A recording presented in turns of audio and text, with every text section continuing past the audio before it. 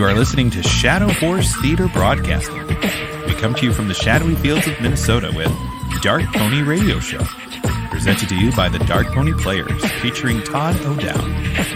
This month's episode is sponsored by the Living Artist Podcast. Don't wait until you're dead to make a living as an artist. And now is, as always, the Pale Lady.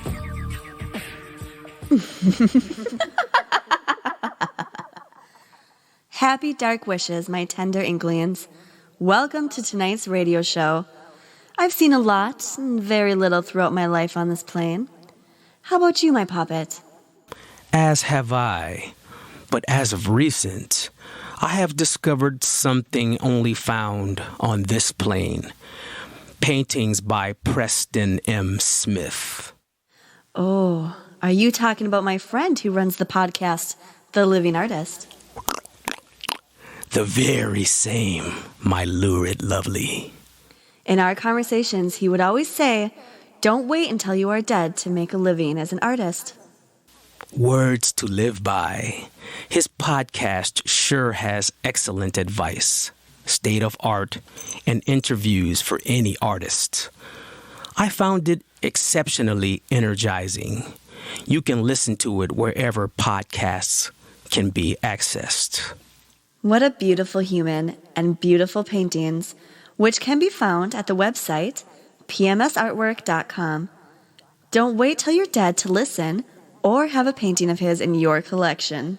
It is time to sit back and enjoy a glass of your favorite spirit and let your mind go through the darkness of a nightmare.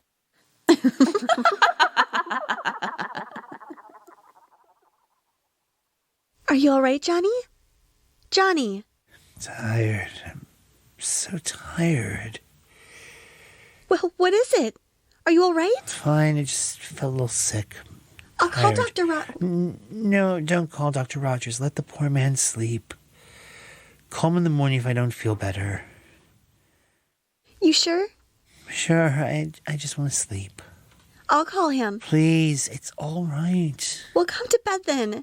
You can't sit here all night. I'll be in a few minutes. I'll just sit here for a while. I'll stay here with you then. No need. I'll just get a little rest. I'll stay here. So tired. I'll stay with you. I won't go away. I won't leave you. I'll stay right here.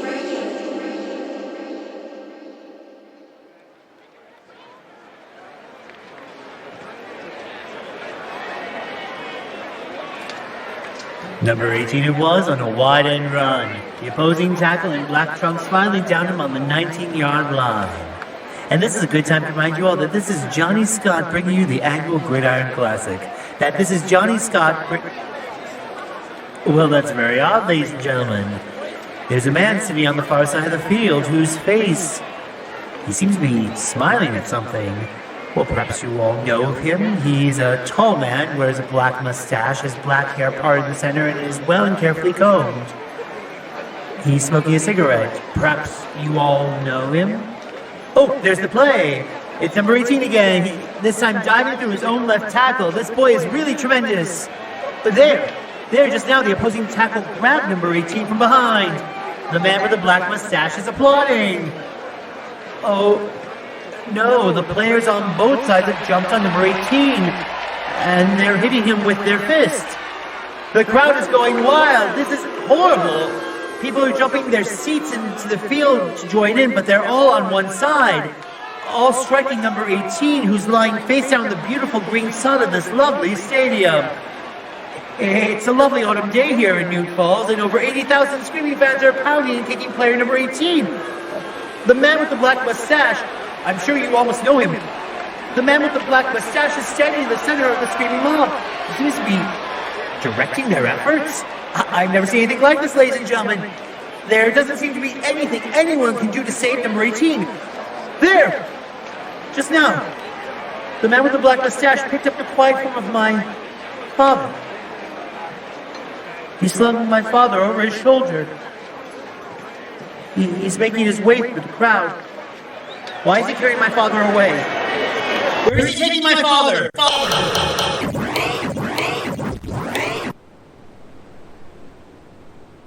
Mr. Scott, Pardon? Oh, yes, Captain. we shall be pleased to have you at our table tonight. Oh, thank you, sir. At your table. Of course. Had you forgotten? Oh, no, sir. Of course not. Very well. At 15 bells. Yes. Thank you, Captain. Good. Good work, my boy. Mustn't forget, dinner at 15 bells. Master Scott. Oh, hello, Miss Simpson. I'm glad to see you again. Really? Oh, of course I am. I always liked you, Miss Simpson. Just because I can't do algebra doesn't mean I don't like you. Take your seat, please. Can you remember where your place is in this room? Class. It seems strange to me that a young man would forget the location of his desk. It seems strange to me that you should be holding your classes on board an ocean-going vessel. An ocean-going vessel? Really? Rogers? Yes, Miss Simpson. You? Good afternoon, John. Weren't you just at the football game? Football game? I've been here in class since first bell. I shall stay here until 15 bells. Miss Simpson? What is it, Master Scott? I'd like to know why this student sitting here next to me has a black mustache and denies being at the football game this afternoon. I object, Miss Simpson. I couldn't have been at that football game this afternoon, when it is now only morning. This afternoon, in fact, has not yet arrived. Therefore, I move this entire case be dismissed. Master Scott? Oh, I have nothing to say. His argument sounds logical, but I saw him hit number 18 at the football game this afternoon. I know I saw him. He hit my father and then carried him away. Miss Simpson, it is obvious to me that since this morning to be specific, it is impossible that this young man, John, could have seen me this afternoon at anything this afternoon, since this particular afternoon wouldn't be here until after this morning is over. Right. Master Scott? He's trying to trick me. He's just saying words. He always does that, and I won't stand for it. You're going to hit me? I am going to hit you. I'm going to bloody your nose for you. Then hit. Then strike. Then flay. Then pound. Then attack. Then beat. Go! Let go of my arms and I will! I'm not near your arms. I won't touch your arms. Let go of me! I am not near your arms. I won't touch your arms. Then let me go. Don't hit me. Please.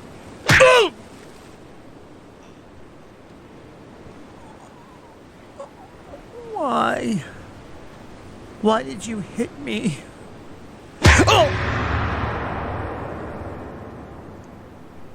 Stop hitting me. I'm not near your arms. You've got to let me go of me. I'm not hitting you, John. There! Now you can't hit me. I've got to run. Run faster.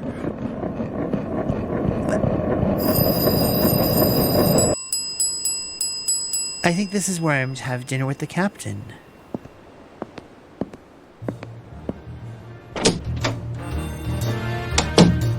Ah, Mr. Scott. Welcome to our little captain's dinner, which we have on board ocean-going vessels every night for invited guests of the captain. I am the captain. May I remark, sir, about your very fine orchestra? You may. They're very fine. Thank you. Now, if everyone would please be seated. Miss Simpson, over there. An apple. For me? Rogers, on her left. Right. Mr. Scott, Sr., over there. Thank you. Hello, Dad. Hi, Johnny. Don't bolt your food now. I won't, Dad. And our guest of honor, John Scott, Jr., at the head of the table, opposite me. Thank you, sir. Ready? On your mark. Get set. Go! Oh, I'm sorry I'm late. I hope I didn't worry anyone. Miss Vincent, you, may sit next to Mr. Scott, secondest, at the opposite head of the table. Thank you. Thank you. Pleasure. Are you enjoying the cruise, Mr. Scott? Yes, very much, thank you. And you? Very much, thank you. Are you hungry? No, I'm not. Neither am I. Besides, I hate oatmeal. Would you like to go outside? Thank you, I would. They won't notice.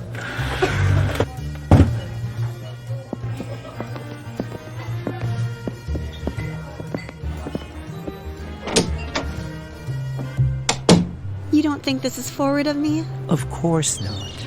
I've never left a dinner table with a young man before. I'm sure you haven't. And I don't at all think it's forward of you. I think it's very admirable of you. Thank you. There's a man in there. The man with the black mustache. He's not a good man or a kind man. This afternoon, he almost killed a football player during the big game. And then he grabbed me and hit me on the chest. Doesn't he like you? I don't remember him. I seem to know him. Do you know him? No, I don't. I don't think I do. What's his name? The captain called him Rogers. The name is familiar. I seem to remember him. Kiss me. Thank you, dear. I love you so much, Johnny. And I love you, Ruth. I love you, Ruth. That's good. How long have we been married, Johnny? 4 years, 7 months, and 12 days. Correct.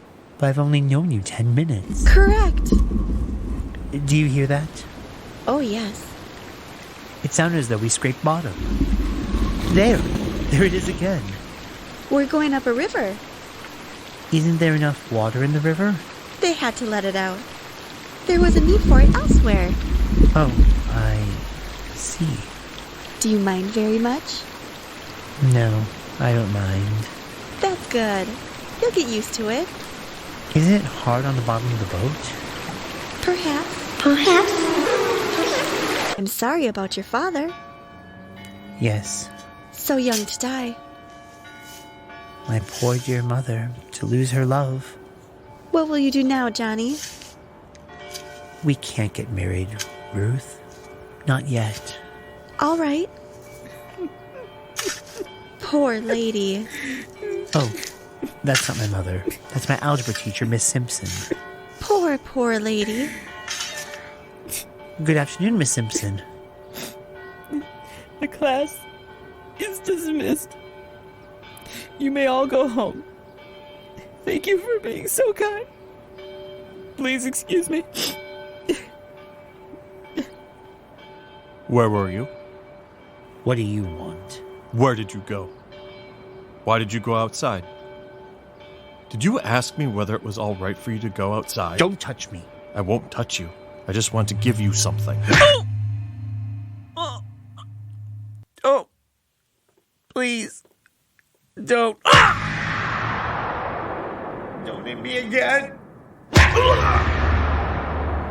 Please. Please don't hit me again. Ruth. Ruth, please come here. Please come here, Ruth. Where'd you go? Ruth. Please. Ruth. Don't hit me again. Please don't hit me again. Please don't hit me again. What did you say, Johnny? Oh. Hi, Dad. Hello, son. I thought someone had hit me. The man with the black mustache. What man is that? He was having dinner with us at the captain's table. Oh, yes. The sky looks nice, though, through the trees. That it does. What are we going to do this afternoon, Dad? Would you like to see a baseball game? I'd love to. Then we'll go see a baseball game and eat hot dogs and peanuts and Cracker Jack. I don't care if we never come back, 'cause we'll root. And it's all right if we spoil our dinner? I'll tell Mother to have dinner late tonight. Dad? Yes, Johnny. Could I have the car tonight? I'll be careful. Got a date with Ruth? Yeah. I like her, Johnny. So does your mother. She's a wonderful girl. Do you really like her? You bet I do. That's good. I want to marry her, Dad. That's good, son. That's good, son. I want Ruth and I to be married and have a fine life and kids and a big house and a garden. Dad? What is it, son? You're dead. Me? Not a chance. But you are. I remember the day you died. You were so sick and you died very quietly. I remember the funeral and how proud we all were because so many people, fine people, came to pay their respects. I didn't die, Johnny. I remember. That must have been a dream, son. This is real. Right now. Is it, Dad? Of course it is, son. That was a dream. This is real. I can't hear you, Dad. What'd you say? The Yankees are playing today, you know. I can't hear you, Dad. Is something wrong with me? I'll tell Mother to have a late supper. Dad? How do you do, young man? Nothing to worry about. What do you want? Nothing to worry about, young man. I have an appointment with your dad. You leave my dad alone. Now, don't be nervous. Nothing to worry about. Leave my dad alone, I said. Here, now, step back. Back. Ah!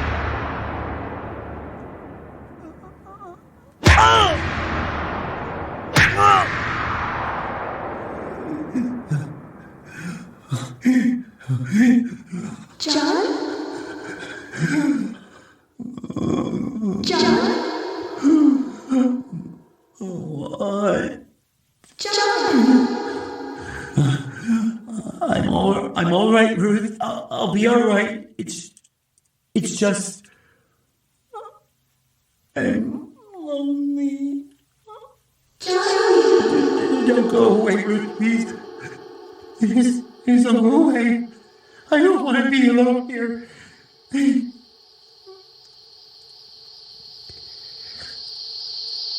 Master Scott. What? Oh, Miss Simpson. Aren't you going to ask me for the next dance? You'd better hurry. My program's almost filled. See, I only have 18 empty spaces. Miss Simpson, may I have the honor of the next 18 dances? Why, Master Scott, what have you said? I should be delighted. My arm? Thank you. He waltzed beautifully, Mother. They really knew how to waltz when I was a girl.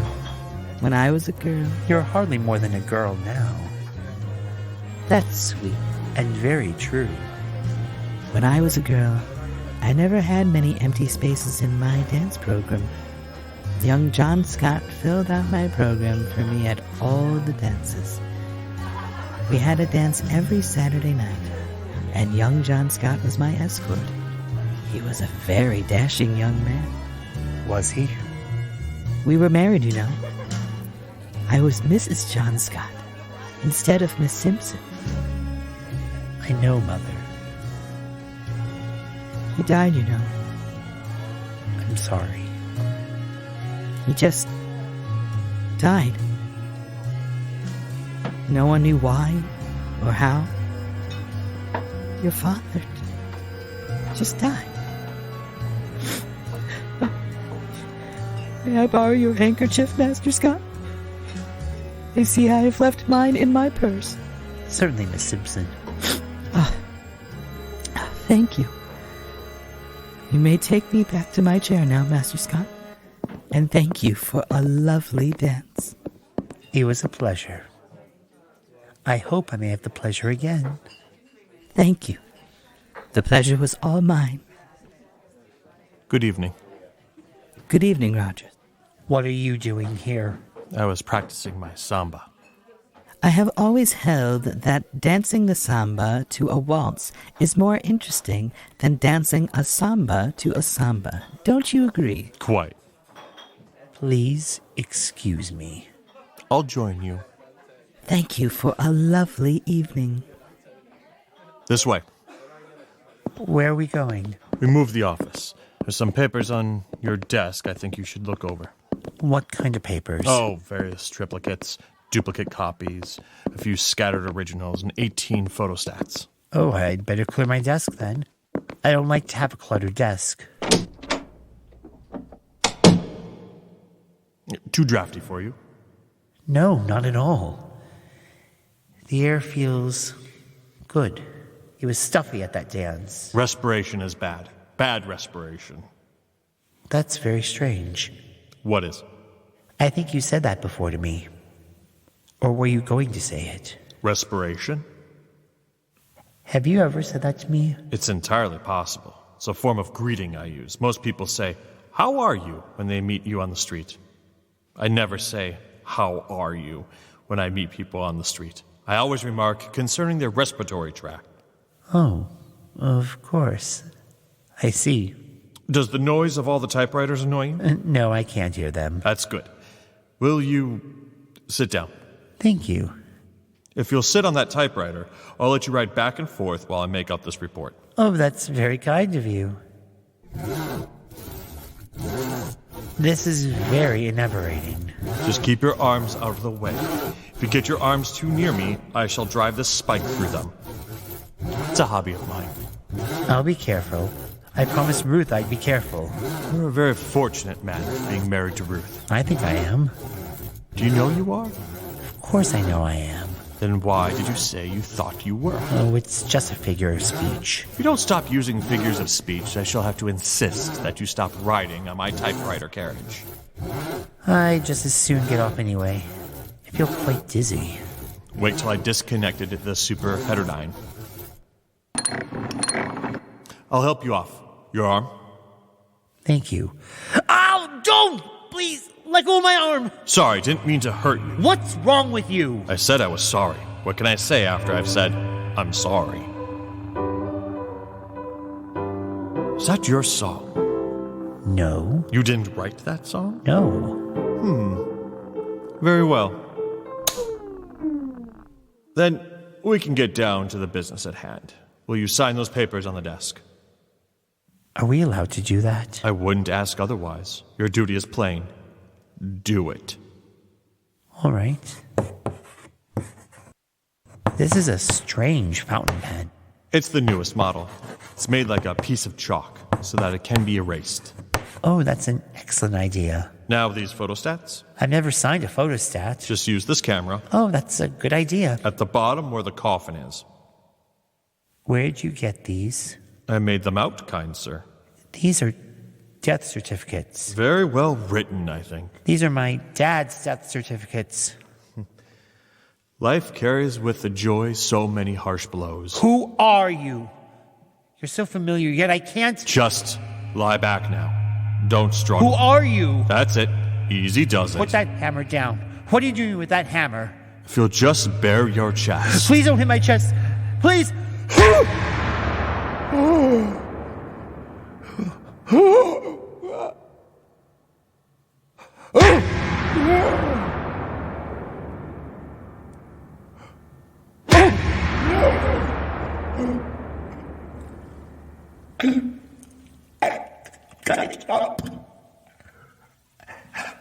I gotta run away. Up.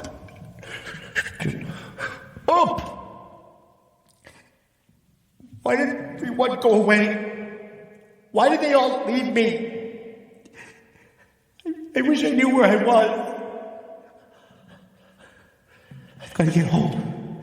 This is such a dark place. I'm afraid of the dark. Ruth! I'm afraid of the dark. It's dark and I'm alone. Ruth! Please, come and help me. All right. Maybe there's a door down there. Down at the other end. Why is it so hard to walk? You'll be all right. Gotta walk. I'll do it. If I can walk, I can get out of here. Oh. Hello, Daddy. It's so far down to the door. Maybe someone's moving the door away from me. Why do they do that? Don't they know I have trouble walking? Don't they know? I forbid one. Struggle, no struggle. I've got to get to the door. I've got to get to the door. All right. He'll be all right. Oh, thank God. This is a strange thing for a doctor to say, I guess. But I just couldn't let him die.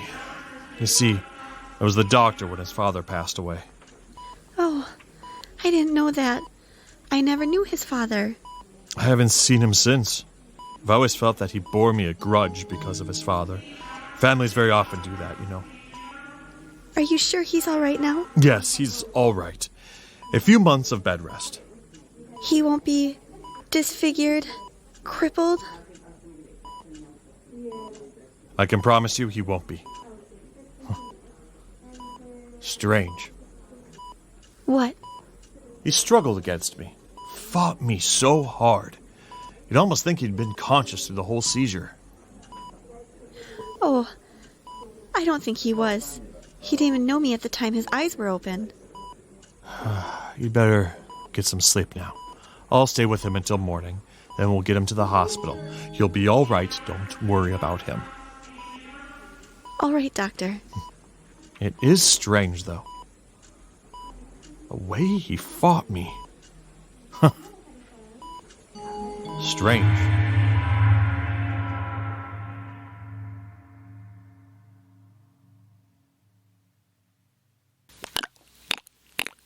Oh, what a wonderful night. Just as you are about to lay down for this evening. Remember to check those creaky corners. Look under your breaking bed and open the creepy closet. As you slowly drift away, remember it's your brain that creates the most terrifying creatures alive. As you glimpse that staccato movement in the shadows.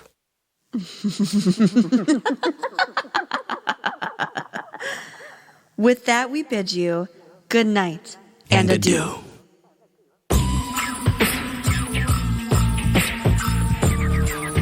You just heard tonight's performance of the Dark Pony Radio Show, with voices from the Dark Pony players, Matt Sachs, Max Bessner, Matthew Kelly, Mara Rose, the Dark Gentleman, and the Pale Lady, featuring Todd O'Dowd. Sound designer and engineering from the wonderful Benjamin Conklin. Old Time Radio, written by M.Terrell Woods, performed by Carnage the Executioner, courtesy of the artist. Tonight's performance was from CBS Workshop Nightmare, written by Elliot Lewis, and sponsored by the Living Artist Podcast. Don't wait until you're dead to make a living as an artist. This has been a Shadow Horse Theater production.